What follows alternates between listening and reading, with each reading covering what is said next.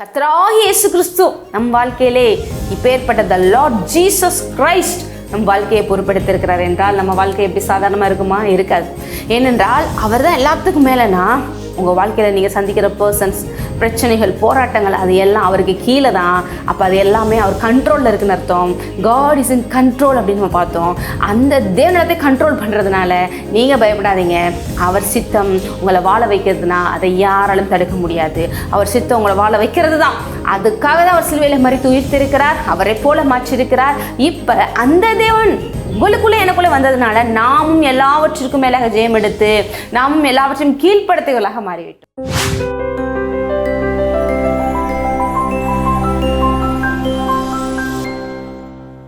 Praise the Lord. உங்கள் அனைவரையும் பாதைக்கு வெளிச்சம், கால்களுக்கு தீபம் இந்த நிகழ்ச்சி ஆண்டவராய் இயேசு நாமத்தினாலே இந்த நேரத்திலே வாழ்த்தி வரவேற்கிறேன். ஹல்லேலூயா.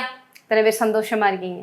இந்த நேரத்திலே பாருங்க, தேவனோட வார்த்தையை நம்ம அதிகமாக தியானிக்க ஒரு வாய்ப்பை தேவன் கொடுத்திருக்கிறார். ஒவ்வொரு முறையும் தேவனிடத்தில் நெருங்க, அவர் வார்த்தையிலே உறவாட நமக்கு கிடைக்கிற வாய்ப்புங்கிறது நமக்கு ஆசீர்வாதத்திற்காக கிடைக்கிற வாய்ப்புக்கு சமம். ஏனென்றால் தேவனுக்குள்ளே தான் ஆசீர்வாதம் இருக்குது, அவர் வார்த்தைக்குள்ளே தான் ஜீவன் இருக்குது. அங்கே தான் எல்லாமே நமக்கு இருக்கிறதுனால அதோட நெருங்கும் போது, அது நம்ம நோக்கி வரும்போது, அதை நம்ம வாழ்க்கையில் அப்படியே எடுத்துக்கொள்ளும் போது அது நமக்கு ஆசீர்வாதமாக மாறுகிறது. தேவனோட வார்த்தை என்ன வண்ணமாக வருகிறதோ அந்த வண்ணமாக வாய்த்து விட்டுத்தான் செல்லும் என்று வேதம் சொல்லுகிறது. அப்போ இன்றைக்கு தேவன் அருமையான அவருடைய வல்லமையில் ஜீவனில் வார்த்தையை நோக்கி அனுப்புகிறார் என்றால் அது என்ன காரியமாக வருகிறதோ அதை உங்கள் வாழ்க்கையில் நிறைவேற்றிவிடும். அப்போ நம்ம என்ன பண்ணணும்? மரியாதை போல் ஒரு பாத்திலே அமர்ந்து தேவையானது ஒன்றே என்று இந்த நல்ல பங்கை தெரிந்து கொண்டு உட்கார்ந்திருந்தாலே போதும். அந்த வார்த்தையில் இருக்கிற ஜீவனும் அளவில் நமக்குள்ளே பாய்ந்து நமக்கு எல்லா விதத்திலும் அந்த நன்மையை எடுத்துக்கொள்ள முடிகிறது. ஹல்லேலூயா. இந்த உலகத்தில் நீங்கள் இதில் நன்மை வரும், இதில் நன்மை வரும்னு சொல்லி 1000 விஷயங்களை நம்பியிருக்கலாம். ஆனால் அது எல்லாமே ஒரு நாள் மாறும், கைவிடும். ஆனால் தேவனோட வார்த்தை மாத்திரமே மாறாது. ஆகவே இதில் நீங்கள் டைம் ஸ்பெண்ட் பண்ணுறது உங்களுக்கு ஒரு நாளும் அது வேஸ்ட்டே கிடையாது. ஏன்னா நிறைய பேர் பார்த்துக்கிறாங்க பாருங்கள், அந்த சின்ன சின்ன வீடியோனா பார்க்கலாம், இதுனா கொஞ்சம் டைம் எடுக்குதே அப்படின்னு நினைக்கிறாங்க. அப்படி நினைக்காதீங்க. தேவனோட வார்த்தை கேட்க கேட்க கேட்க நமக்குள்ளே அப்படியே விசுவாசம் பெருகிறது. விசுவாசம் பெருக பெருக பெருக நமக்குள்ளே அப்படியே ஜீவன் வந்து அப்படியே ஆசீர்வாதம் பொங்கி வழிகிறது. ஆகவே இது அன்லிமிட்டடாக உங்களுக்கு ஆசீர்வாதத்தை கொடுக்கறதுக்காக தேவன் பெரிய பெரிய வெளிப்பாடுகளை பேசுகிற நேரம். ஹல்லேலூயா. ஆமென். ஆகவே தொடர்ந்து கேளுங்க, ஆரம்பத்திலேருந்து முடிவு வரை விடாமல் கேளுங்க. தேவன் பேசுகிறார் என்ற அந்த அறிவோடு ஞானத்தோடு அப்படியே திறந்து கொடுங்க உங்கள் இருதயத்தை. அப்படியே அது 100 விளைச்சலை கொடுக்கும். ஹல்லேலூயா. ஆமென். பாருங்க, நம் தேவன் அவருக்கு கர்த்தர் என்கிற நாமம் இருக்கிறது. கர்த்தராகிய இயேசு கிறிஸ்து என்று ஏன் சொல்றாங்கன்னா, கர்த்தர் அப்படிங்கிறது பாருங்க லார்ட் அப்படிங்கிறத குறிக்கிறது. லார்ட் அப்படிங்கிறது நீங்க சாதாரணமாக கூகுள்லேயே பார்த்தீங்கன்னா மீனிங்ஸ் பார்த்தீங்கன்னா இருக்கிறதுலே சுப்பீரியர், ஹைமோஸ்ட் அத்தாரிட்டி, இருக்கிறதுலே பார்த்தீங்கன்னா நோபல் பர்சன், அதுக்கு மிஞ்சின ஒரு பவர் கிடையாது. இதுதான் இந்த லார்ட் அப்படிங்கிறதுக்கு அர்த்தமாக சொல்லப்படுகிறது. நவுன்லையும் பார்க்கலாம், வெர்ப்லையும் பார்க்கலாம். அப்படிப்பட்ட அந்த நாமம் ஒருவருக்கு மாத்திரமே சொந்தம், ஒருவர் மாத்திரமே லார்டாக இருக்க முடியும். அவரே நம்ம ஆண்டவராகிய இயேசு கிறிஸ்து. ஹல்லேலூயா. அப்பேற்பட்ட தேவன் நம்ம வாழ்க்கையில செயல்படுறதுனால, அந்த தேவனை நம்ம நம்பி இருக்கிறதுனால நாமும் எல்லாத்துலேயும் நம்பர் 1 இருக்க முடியும் என்று தான் இன்றைக்கு தேவன் உங்களுக்கு சொல்லுகிறார். ஒன்றில் நீங்கள் குறைபட மாட்டீங்க, எதுவும் உங்களை சேதப்படுத்தாது. ஏனென்றால் இருக்கிற ஹைமோஸ்ட் அத்தாரிட்டி, இருக்கிறதுலே பெரியவர், இருக்கிறதுலையே தலை சிறந்தவர், எல்லாவற்றுக்கும் மேலாக தலையாக இருப்பவரே உங்களுக்கு சொந்தமாக இருக்கிறார்னா அப்போ நீங்கள் எல்லாத்தையும் நம்பர் 1 தானே. ஹல்லேலூயா. இது சில விஷயங்கள் மூலமாக உங்களுக்கு நான் காண்பிக்க விரும்புகிறேன். கர்த்தர் யுத்தத்தில் வல்லவர் என்று சொல்லி நம்ம நிறைய விஷயங்கள் பார்த்தோம். எப்படி அவர் நமக்காக யுத்தம் செய்கிறார். கர்த்தர் யுத்தத்தில் வல்லவராக இருக்கிறார், அவர் நமக்காக யுத்தம் செய்கிறார். ஆகவே நம்ம சும்மா இருக்கணும். சும்மா இருக்கணும்னா என்னன்னு பார்த்தோம். நம்மளுடைய மாம்ச சிந்தனைகளுக்கு நோ சொல்லிட்டு ஆவியின் சிந்தனையில செயல்படுவது என்று பார்க்கிறோம். அவர் செயல்படும்படி விட்டு கொடுத்து அவர் சொல்வதை கேட்கிறது, இந்த உலக பிரகாரமாக போகாதது, எந்த விதத்தில் இமோஷன்ஸ்க்கு எந்த ஃபீலிங்ஸுக்கும் இந்த மாம்சத்தில் போய் அப்படியே போய் இடம் கொடுக்காம, அதில் போய் தோல்வியை தழுவாம, பயத்துக்கு நோ சொல்லி தேவன் அந்த சமாதானத்தோடு அப்படியே மூவ் பண்றது. இன்னும் சொல்ல போனா அவர் பார்த்து கொள்வார் என்ற அந்த முழு டோட்டல் சரண்டர், அவர் மேல இருக்கிற டோட்டல் ஃபெய்த் தான் பாருங்க அமர்ந்திருப்பது. ஹல்லேலூயா. அதே நேரத்தில் அமர்ந்திருப்பது அப்படின்னா எதுவும் செய்யாம பேசாம உட்காந்துருக்கணும்னு இல்லைன்னு சொல்லியிருந்தேன். அவர் என்ன செய்ய சொல்றாரோ அதை செய்வது என்று பார்த்தோம். அப்ப இப்போ ஒருத்தர் பார்த்து நீங்கள் பேசாமல் இருங்க நான் பார்த்துக்கிறேன் அப்படின்னா அவர் எவ்வளோ பெரியவராக இருக்கிறார். அவர் நம்ம சொல்கிறவர் ஏதோ வீட்டுக்குள்ளே இருக்கிற நடக்கிற சின்ன பிரச்சனைகளை பார்த்துக்கிறோம்ப்பா, வீட்டில் ஒரு இதுலேயே ஒருத்தவங்க தலைவராக இருக்கிறாங்கன்னா நான் பார்த்துக்கிறேன் அப்படின்னு சொல்லலாம். இங்கே உலகத்துல எந்த பிரச்சனைகள் நடந்தாலும் அதை நான் பார்த்து கொள்கிறேன் சொல்லுகிற தேவன் தான் ஆண்டவராய் இயேசு கிறிஸ்து. இந்த உலகத்தில் இருக்கிற எல்லாவற்றையும் நான் ஜெயித்திருக்கிறேன். இந்த உலகத்தில் உபத்திரவங்கள் உண்டு, ஆனாலும் திடன் கொள்ளுங்கள், நான் உலகத்தை ஜெயித்தேன். அந்த ஜெயித்த தேவன், அந்த கர்த்தராக இயேசு கிறிஸ்துவ பற்றி தான் உங்களுக்கு நான் சொல்லிக் கொண்டு இருக்கிறேன். அதற்கு பார்த்தீங்கன்னா பழைய ஏற்பாட்டில் ஒரு அருமையான உதாரணத்தை காமிக்கலாம். ஏனென்றால் பார்வோன் அப்படிங்கிறவர் பழைய ஏற்பாட்டில் ஒரு சாதாரண ஒரு பர்சன் கிடையாது. நம்ம தேவனுடைய அதிசயங்கள் அற்புதங்கள் எல்லாம் சொல்லும்போது தேவனுக்கு முன்பாக அது ஒன்றும் இல்லை, செங்கடல் ஒன்றும் இல்லை, பார்வோன் ஒன்றும் இல்லை, அப்படி கோலியாத் ஒன்றும் இல்லை அப்படின்னு சொல்லும் போது அது இது ஒன்றும் இல்லைன்னா அது ஒரு வேஸ்ட்டு, அதனால தான் அது ஈஸியாக நடந்துருச்சு. அப்படி கிடையாது. அவருடைய வல்லமைக்கு முன்பாக, அவருடைய மகத்துவத்திற்கு முன்பாக அது ஒன்றுமில்லை என்று தான் நம்ம சொல்கிறோம் ஒழிய அது உண்மையிலேயே ரொம்ப சீரியஸான, ரொம்ப ஒரு டஃப்பான சுச்சுவேஷன் தான், டஃப்பான ஒரு பயங்கரமான ஒரு பர்சன் தான். ஆனாலும் கர்த்தருக்கு முன்பாக அது ஒன்றுமில்லை. அப்போ பார்வோன் அப்படின்னு சொல்லிட்டு நம்ம பழைய ஏற்பாட்டில் பார்க்குறோம். எகிப்தில் பார்வோனா இருக்கிறவங்க எகிப்துங்கிறது அந்த காலத்தில் இருக்கலே ஒரு பயங்கரமான ஒரு வல்லரசு நாடாக இருந்தது. எல்லா தேசங்களும் கண்டு பயந்த நாடாக இருந்தது. அதற்கு அதிபதியாக பார்வோன். அந்த பார்வோனையே பாருங்க, தேவன் நம்ம சொல்லுவாங்க இல்லையா, விரலில் கண்ணை விட்டு ஆட்டுறது அப்படிங்கிற மாதிரி அப்படி ஆட்டி அவனையே கதிகலங்க செய்து அப்பேற்பட்ட மோசமான அரக்கன் கையிலிருந்து தன் பிள்ளைகளை அழகாக விடுவித்து கொண்டு வருகிறார். அப்பேற்பட்ட தேவன், யுத்தத்தில் வல்ல தேவன் தான் நம் தேவன். ஹல்லேலூயா. அப்போ என்ன சொல்கிறோம் அப்படின்னா, அந்த பார்வோன், அப்போ எகிப்து, இதையே பாருங்க. நீங்கள் இப்போ உலகத்தில் நீங்கள் இருக்கிற எல்லாத்துலையும் இருக்கலே பெரிய பவருங்க, இருக்கலே பெரிய ஒரு பவர்ஃபுல்லான பர்சனுங்க, இவன்கிட்ட போய் மாட்டிக்கிட்டேங்க, இந்த சுச்சுவேஷனில் போய் மாட்டிக்கிட்டேங்க, ஐயோ இவங்களுக்கு கீழே போயிட்டோங்க, இனிமேல் ஒன்றும் பண்ண முடியாது. எதை குறித்தும் பயப்படாதீங்க. உங்கள் வாழ்க்கையில் நீங்கள் எதையோ ஒன்று பெருசாக நினைக்கலாம், ஒருவேளை அது உண்மையிலேயே பெருசாக கூட இருக்கலாம். ஆனால் தேவனுக்கு முன்பாக ஒன்றுமில்லை. ஏனென்றால் நான் சொல்கிற இந்த தேவன், அவருடைய பேரே என்ன என்று வேதம் சொல்கிறது. யாத்ராகமம்ல 16ஆம் அதிகாரம் 15ஆம் அதிகாரம் எடுத்துக்கொள்வோம். 15ல் பாருங்க, 3 வசிக்கிறேன். கர்த்தரே யுத்தத்தில் வல்லவர், கர்த்தர் என்பது அவருடைய நாமம். The Lord is his name. The Lord அப்படிங்கிறது பாருங்க தான் நான் முதல்ல சொன்னேன். Superior, high rank, noble person, utmost எல்லாத்திலையும் பெரியவர். அப்பேற்பட்டவர் தான் நம் தேவனாக இருக்கிறார். அவர் நாமமே அப்படியாக இருக்கிறது. நாமம்ங்கிறது பாருங்க, அவர் எப்படிப்பட்டவர் என்பதை காண்பிக்கிறது, அவர் எப்படியாக செயல்படுகிறார் என்பதை காண்பிக்கிறது, அவர் எப்படியாக இருக்கிறார் என்பதை காண்பிக்கிறது. இங்கே கர்த்தர் அப்படிங்கிறது, இந்த லார்ட் அப்படிங்கிறது எல்லாத்திலையும் பெரியவர். அவருக்கு கீழே தான் எல்லாம் ஒளி, அவருக்கு மேலே எதுவும் இல்லை, அவர் தான் தலை அப்படிங்கிறத காமிக்குது. அதனால தான் தேவன் சொல்றாரு, நானே அல்ஃபா, நானே தொடக்கம், ஐ ஆம் த பிகினிங். எல்லாத்துலேயும் அப்படி சொல்கிறாருன்னா நான் தான் எல்லாத்துக்கும் மேலே அப்படின்னு சொல்கிறார். அப்போ இன்றைக்கு இயேசு கிறிஸ்து, கர்த்தராகிய இயேசு கிறிஸ்து நம் வாழ்க்கையிலே இப்பேற்பட்ட த லார்ட் ஜீசஸ் கிரைஸ்ட் நம் வாழ்க்கையை பொறுப்பெடுத்திருக்கிறார் என்றால் நம்ம வாழ்க்கை எப்படி சாதாரணமாக இருக்குமா? இருக்காது. ஏனென்றால் அவர் தான் எல்லாத்துக்கும் மேலேனா. உங்கள் வாழ்க்கையில் நீங்கள் சந்திக்கிற பர்சன்ஸ், பிரச்சனைகள், போராட்டங்கள், அது எல்லாம் அவருக்கு கீழே தான். அப்போ அது எல்லாமே அவர் கண்ட்ரோலில் இருக்குன்னு அர்த்தம். காட் இஸ் இன் கண்ட்ரோல் அப்படின்னு நம்ம பார்த்தோம். அந்த தேவனத்தை கண்ட்ரோல் பண்ணுறதுனால நீங்கள் பயப்படாதீங்க. அவர் சித்தம் உங்களை வாழ வைக்கிறதுனா அதை யாராலும் தடுக்க முடியாது. அவர் சித்தம் உங்களை வாழ வைக்கிறது தான். அதுக்காக தான் அவர் சிலுவையில் மரித்து உயிர்த்திருக்கிறார், அவரை போல மாற்றிருக்கிறார்.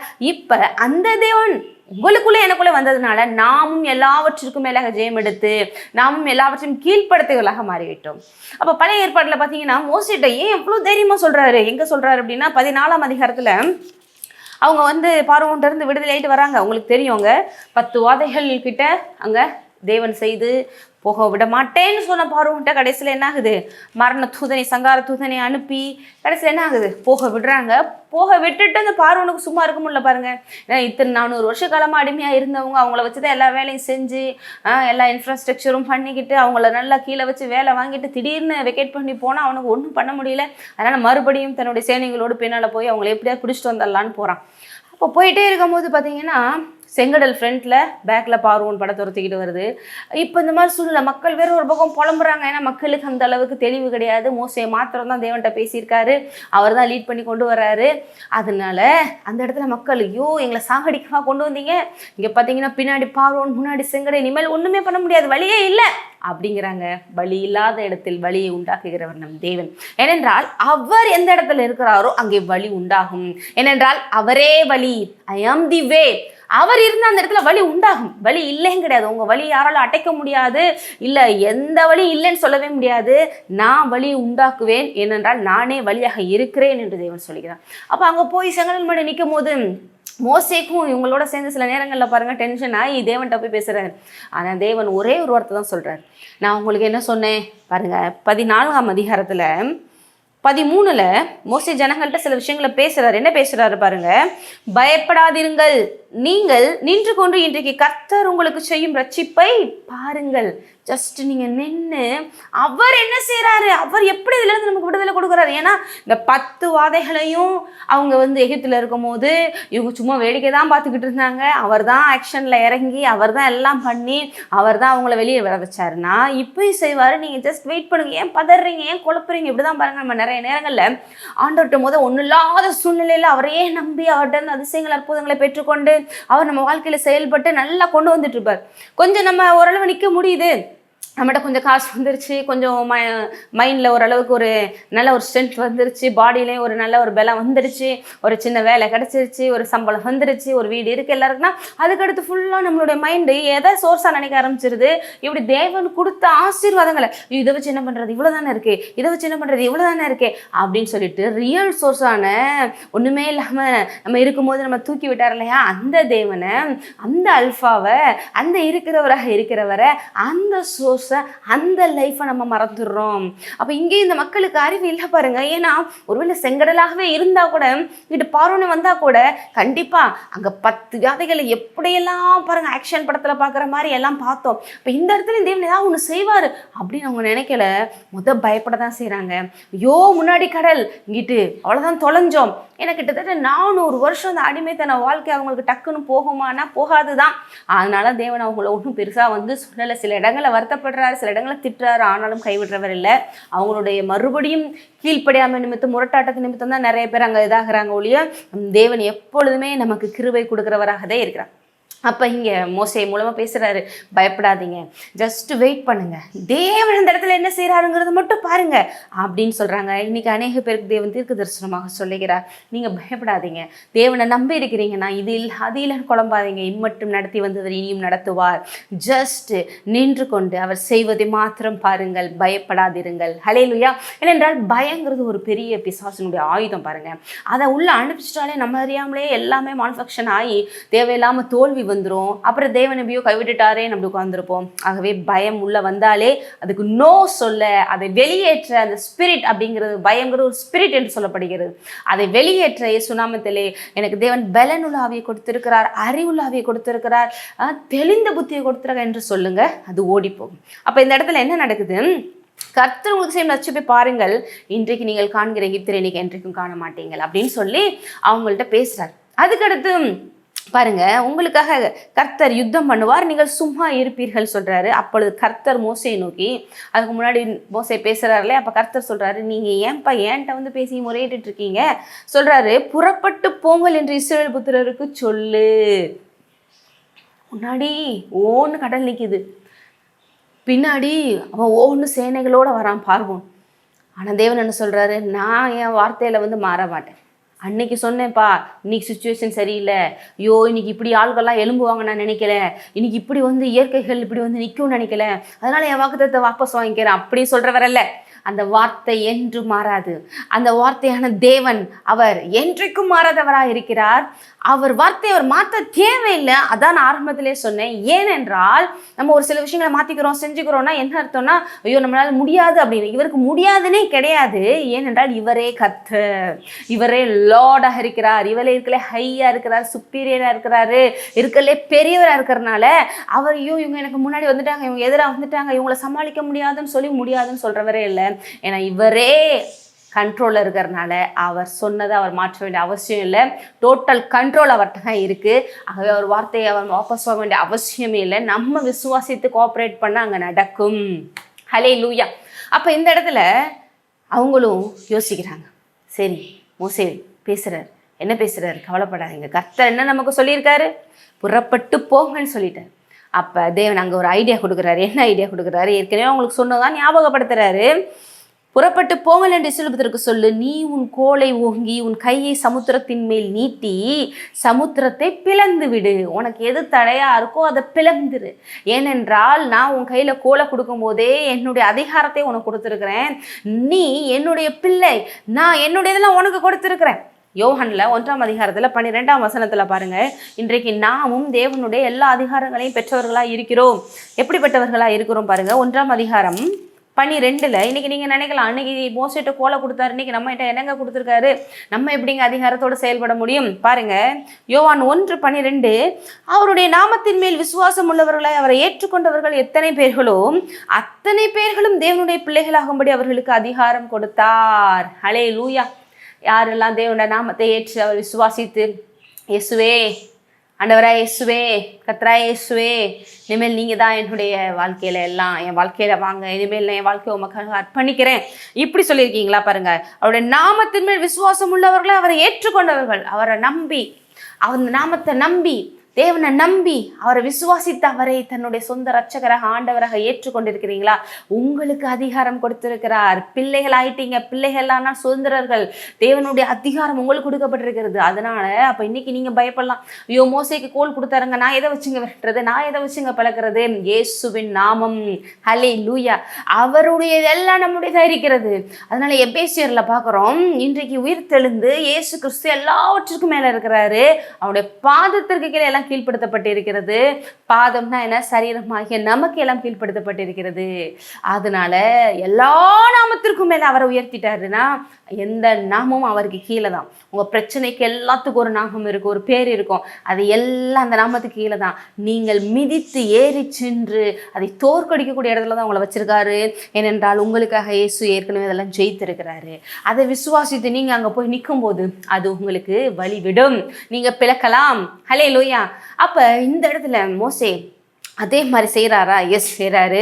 அதே மாதிரி கடல் பிளக்குது, வெட்டாந்தரையே நடந்து போவார்கள். இவன் முதலே சொல்றாரு, நீ அப்படி பிளந்து விடு, இஸ்ரவேல் புத்திரர் சமுத்திரத்தின் நடுவாக வெட்டாந்தரையில நடந்து போறது போல நடந்து போவாங்க. தேவன் ஒரு சொல்யூஷன், ஒரு பிரச்சனைக்கு கொடுத்தாருன்னா, ஏதோ பாதி கொஞ்சம் தண்ணி இருக்கும்பா, ஏதோ கொஞ்சம் கால்வாசி தண்ணி இருக்கும், இல்லை ஒரு முட்டிங்கால் அளவுக்கு தண்ணி இருக்கும், அப்படியே நீந்தி போயிருங்க. இல்லை ஓரளவு நீச்சல் அடிக்கிற அளவுக்கு இருக்கும், அப்படின்னு நீந்தி போயிருங்க. இல்லை இங்கிட்ட அங்கிட்ட கொஞ்சம் பாம்பு இரும்பு முதல்ல பெரிய பெரிய விஷயங்கள், பெரிய பெரிய அதாவது நீங்கள் கடலில் பார்த்தீங்கன்னா மிகப்பெரிய ஜீவசிங்கெல்லாம் வாழ்ந்துட்டு இருக்குன்றாங்க. அது எல்லாம் அப்படி எப்படி வரும், கடிக்கும், அதெல்லாம் அட்ஜஸ்ட் பண்ணிட்டு போயிருங்க அப்படிலாம் சொல்லலை. எல்லாத்தையும் ஃபுல் கண்ட்ரோலில் வைக்கிறாரு. ரோடு நம்ம வீட்டுக்கு முன்னாடி போடுற ரோடு மாதிரி பாருங்க, எப்படி நம்ம NH ரோட்டில் போவோமோ அந்த மாதிரி ஒரு செங்கடலுக்கு நடுவில் ஒரு ரோடை போட்டு அழகாக கூட்டிகிட்டு போயிருக்காரு. அந்த ரோட்டில் நம்ம ரோடு மாதிரி பள்ளமோ தேவையில்லாமல் விஷயங்கள் கூட இருந்திருக்காது. அவ்வளோ நீட்டாக சூப்பராக கூட்டு போயிருப்பார். வெட்டாந்தரையில் நடந்தது போல நடந்து போவீங்கன்னா, தேவன் ஒரு விஷயத்துக்கு சொல்யூஷன் கொடுக்குறாருன்னா அதில் 100% பாருங்க, உங்களுக்கு அவ்வளோ அற்புதங்களும் அதிசயங்களும் நீங்கள் எதிர்பாராத விஷயங்களும் அங்கே அவ்வளோ அழகா நேர்த்தியா இதை செய்து தருவார், பெஸ்டா செய்து தருவார்.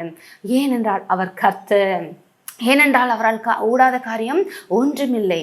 நானே எல்லாவற்றுக்கும் மேலே, நான் சொல்ல ஆகும், நான் கட்டளையிட நிற்கும். இது சம்பந்தமா அந்த கர்த்தர் அப்படிங்கிற நாமத்தை அநேக இடங்கள்ல பார்க்கலாம். இந்த கர்த்தரை தான் பாருங்க அவங்க 15ல் சொல்றாங்க, இவர் தான் எங்கள் பெலன், இவர் தான் எங்கள் கோட்டை, இவர் தான் எங்கள் தஞ்சம், இவர் தான் எங்கள் அரண். 15ல் ஃபுல்லாக அவங்க அப்படியே செங்கடலை கடந்து வந்துடுறாங்க. அதற்கடுத்து போற்றி பாடி கொண்டாடுறாங்க. அங்கே பாருங்க 15ல் 2ல், கர்த்தர் என் பெலனும் என் கீதமுமானவர், அவர் எனக்கு ரட்சிப்புமானவர். கர்த்தர், இந்த கர்த்தருங்கிறது எல்லா இடத்துலையுமே பாருங்கள் நல்லா டார்க் பண்ணப்பட்டிருக்கும், போல்ட் பண்ணப்பட்டு இருக்கும். ஏனென்றால் அவ்வளோ பெரிய தேவன் அவர். அந்த காலத்தில் பைபிள்ஸ்லாம் எழுதும் போது அந்த லெட்டரை எழுதி முடிக்கிற வரைக்கும் எந்த டிஸ்ட்ராக்ஷனும் வந்தாலும் அதில் அவங்க கையை எடுக்காமல் எழுதுவாங்களாம், ஃபாஸ்டிங் இருந்து எழுதுவாங்களாம், அவ்வளோ பயபக்தியாக எழுதுவாங்களாம். பேர்பட்ட தேவன் ஹோவா அப்படின்னு சில இடங்களில் சொல்லப்பட்டிருக்கு. பேர்பட்ட தேவன் இன்னைக்கு நம்ம ஈஸியாக நம்ம சொல்லிடுறோம், பேர் சொல்லி. இஸ்ரேல் மக்கள்லாம் அதை பேர் சொல்கிறதுக்கு கூட, யாவே அப்படியே பேர் சொல்கிறதுக்கு கூட அவங்க என்ன பண்ணுவாங்களாம், பயப்படுவாங்களாம். ஏன்னா ஃபுல் நேம் சொல்லக்கூடாது, அவர் பெரியவர் அப்படின்னு சொல்லி. அவ்வளோ பெரியவர் அப்படிங்கிற அந்த அறிவு முதல் நமக்கு வரணும். அப்போ தான் உங்கள் வாழ்க்கையில் நீங்கள் சந்திச்சுட்டு இருக்கிற எந்த பிரச்சனையாக இருந்தாலும் அதெல்லாம் ஒன்றுமே இல்லை என்கிற அறிவு வரும். அப்போ இங்கே பாடுறாங்க பாருங்க, அவரே என் தேவன், எவர்? அந்த கர்த்தரே, அவர் தான் என் பலன். நமக்கு இப்போ இன்னைக்கு பலன். இதைத்தான் தாவீதும் பாடுறாரு சங்கீதத்தில், இந்த கர்த்தராகிய தேவன் என் பலன், என் அரண், என் தஞ்சம், என் கோட்டை, நான் நம்பி இருக்கிறேன் என்று சொல்லுவேன். அதனால தான் எல்லாத்துலையும் வெற்றி பெறார், அதனால தான் கோலியத்தை முறியடிக்கிறார், அதனால தான் எல்லாத்துலேயும் வெற்றியான ஜீவன் வாழ்ந்து இன்னைக்கும் நம்ம தாவீதுன்னு பேசுகிறபடி இருக்கிறார். இன்னைக்கும் இந்த கர்த்தராகிய இயேசு கிறிஸ்துவை இப்படி நீங்கள் அனுபவிச்சிங்கன்னா, இப்படி உங்கள் வாழ்க்கையில் நீங்கள் அனுபவப்பட்டீங்கன்னா, இப்படி நீங்கள் அவரை எடுத்துக்கொண்டீங்கன்னா அவர் அவ்வளோ பெரியவராய் உங்கள் வாழ்க்கையில் விளங்குவார். உங்கள் வாழ்க்கை அவ்வளோ பெரிய மகிமையான தேவனுடைய அந்த மகிமைக்கு சாட்சியான வாழ்க்கையாக இருக்கும். உங்கள் வாழ்க்கையில் எல்லாமே அந்த கர்த்தரோட லெவலுக்கு ஏற்றபடி இருக்கும். ஹல்லேலூயா. சுகமாக இருக்கலாம், ஆசீர்வாதமாக இருக்கலாம், உங்கள் வேலையில் உயர்வாக இருக்கலாம், இல்லை உங்கள்கிட்ட இருக்கிற தாளந்துகளில் உயர்வாக இருக்கலாம், குடும்பம், பிள்ளைகள், ஊழியமாக இருக்கலாம், எந்த விஷயமா இருந்தாலும் சரி, இந்த கர்த்தர் தான் எனக்கு எல்லாமா இருக்கிறாரு, இவர் தான் என் நீதியாக இருக்கார், இவர் தான் என் மீட்பாக இருக்கார், இவர் தான் என் ரட்சிப்பாக இருக்கார், இவர் தான் என் தஞ்சமாக இருக்கார், இவர் தான் என் கோட்டையாக இருக்கார் அப்படிங்கிற மாதிரி போனீங்கன்னா எல்லாத்துலேயும் இந்த கர்த்தருடைய லெவலுக்கு ஏற்றபடி இருக்கும். எல்லா விஷயத்தையும் தேவையில்லாத விஷயங்களை கீழ்ப்படுத்தி நீங்கள் ஆண்டு கொள்வீங்க, என்றைக்கும் செய்யும். ஒரே ஒரு வசனத்தை மாத்திரம், இந்த கர்த்தருங்கிற பேர் நிறைய இடங்களில் வருது. சங்கீதத்தில் பார்த்தீங்கன்னா நிறைய சங்கீதத்தில் கர்த்தர் அப்படின்னு சொல்லிக்கிட்டு தான் இருப்பார் நம்ம தாவீது.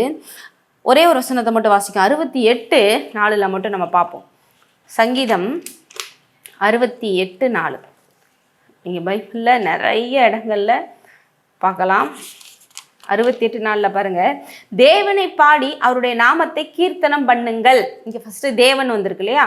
வனாந்திரங்களில் ஏறி வருகிறவருக்கு வழியை ஆயத்தப்படுத்துங்கள், அவருடைய நாமம் யெகோவா. இங்கே யெகோவான்னு இருக்குது, இங்கிலீஷில் த லார்ட் அப்படின்னு தான் இருக்குது. அவருக்கு முன்பாக களி கூறுங்கள். அவருக்கு முன்பாக என்ன பண்ணுங்க? களி கூறுங்க. இந்த கர்த்தர் அப்படிங்கிறது யெகோவா அப்படின்னு சொல்கிறாங்க. அந்த ஆண்டவர் அவர் தான் எல்லாம். பாருங்கள், அதே மாதிரி 73 கூட பாருங்கள், 28, எனக்கோ தேவனை அண்டிக் கொண்டு இருப்பதே நலம்.